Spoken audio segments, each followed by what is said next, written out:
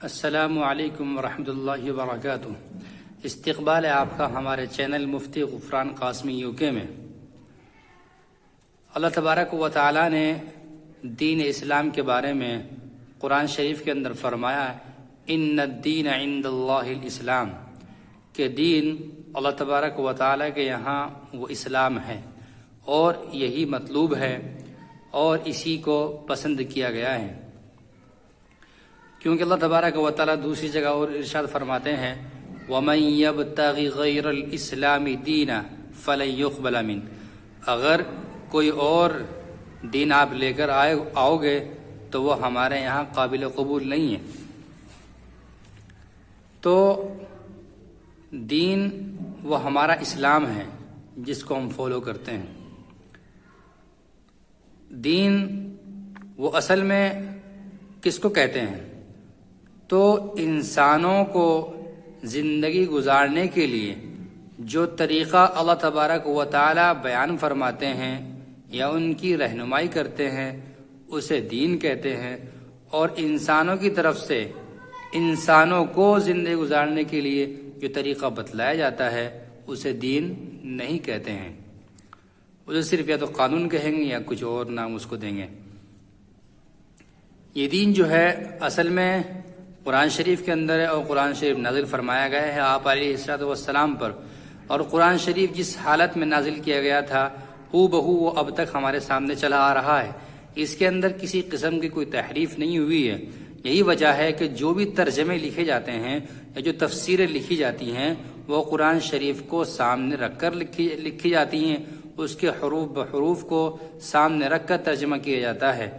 لیکن ایسا نہیں ہوتا کہ قرآن شریف کو سامنے نہ رکھا جائے اور اس کے ترجمے کو پیش کر دیا جائے۔ پھر ایسا ہوتا ہے کہ اسلام کے ماننے والے اور اسلام کے مفسرین اور اسلام کے حفاظ کرام جو ہیں وہ قرآن شریف کو محفوظ اپنے دلوں کے اندر کیے ہوئے ہوتے ہیں یا اپنی کتابوں کے اندر ان تفسیروں کو محفوظ کیے ہوتے ہیں۔ اللہ تبارک و تعالیٰ گاہے بگاہے وہ انسان سے اس کے اخلاص کے مطابق کام لیتا رہتا ہے۔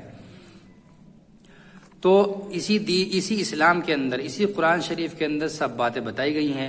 جہاں تک بھی مسلمانوں کا تعلق ہے تو مسلمان دنیا میں کہیں پر بھی بسنے والا ہو وہ قرآن شریف کو اسی شکل میں پڑھتا ہے جس شکل میں اللہ تبارک و تعالیٰ نے نازل فرمایا ہے۔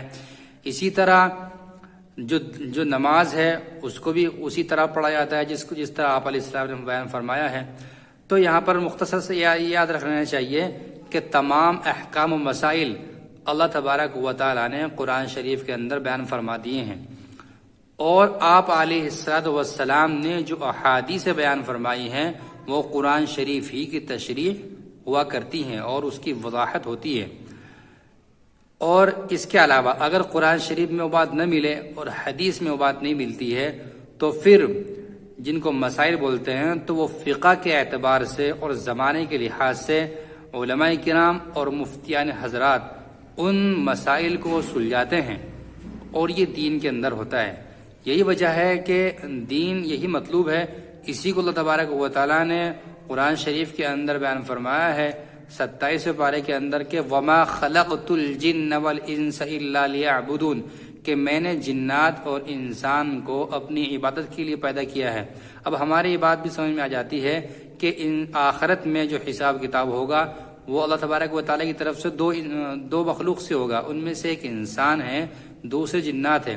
اسی کو قرآن شریف نے فرمایا بھی ہے 27 پارے کے اندر سورہ الرحمن کے اندر، جس کے اندر آیا ہے فَبِأَيِّ آلَاءِ رَبِّكُمَا تُكَذِّبَانِ کُلُّ مَنْ عَلَيْهَا فَانٍ یا مَعَشَرَ الْجِنِّ وَالْإِنسِ إِنِ اسْتَطَعْتُمْ، پوری صورت ہے، اس کے اندر اللہ تعالیٰ انہی دونوں سے خطاب فرما رہے ہیں تُكَذِّبَانِ، یعنی کہ تم دونوں، ایک انسان اور جنات کی جماعت، تم دونوں میری کن کن نعمتوں کو جھٹلاؤ گے، کن کن احسانات کو جھٹلاؤ گے۔ یہی وجہ ہے قرآن مجید جو ہے وہ انسانی کلام نہیں ہے، کسی انسان کا بنایا ہوا یا کسی انسان کا پڑھا ہوا یا کسی انسان کا لکھا ہوا نہیں ہے، بلکہ یہ اللہ تبارک و تعالیٰ کی طرف سے ہے اور اللہ تبارک و تعالیٰ کا کلام ہے، اور اللہ تبارک و تعالیٰ نے اس کے اندر تمام احکام بیان فرمائے ہیں۔ یہی وجہ ہے اگر کوئی ایسا دین ہو جس کے اندر نہ اخلاق بیان کیے جائیں، نہ عبادات بیان کی جائے، نہ معاملات بیان کیے جائے، نہ ہی معاشرت بیان کی جائے، اور نہ ہی اس کے زندگی جینے کا جو سلیقہ ہے اس کو بیان نہ کیا جائے تو پھر ایسے دین کا کوئی فائدہ نہیں ہے۔ یہی وجہ ہے کہ دین اسلام کے اندر عبادت کیسے کرنی ہے اس کا مکمل طریقہ ہے۔ یہی وجہ ہے کہ دین اسلام کے اندر معاملات یا بیع و شراء، آپ کی خرید و فروخت بائیو سیل کیسے کرنی ہے وہ بھی اس کے اندر بتایا جاتا ہے۔ اسی طرح ہمیں سوسائٹی میں کیسے رہنا ہے وہ بھی اس کے اندر بتایا جاتا ہے۔ اسی طرح ہمیں زکوٰۃ کیسے دینی ہے وہ بھی اس کے اندر بتایا جاتا ہے۔ اسی طرح ہمیں اپنے والدین کی کیسے خدمت کرنی ہے وہ بھی بتایا جاتا ہے۔ اسی طرح یعنی کہ مذہب اسلام کے اندر، دین اسلام کے اندر انسانیت کا کوئی ایسا گوشہ، کوئی ایسا لمحہ نہیں ہے کہ جس میں انسانیت کسی بات کا تقاضا کرے اور دین اسلام اس کی کوئی رہنمائی نہ کرے، ایسا دین میں ہے ہی نہیں۔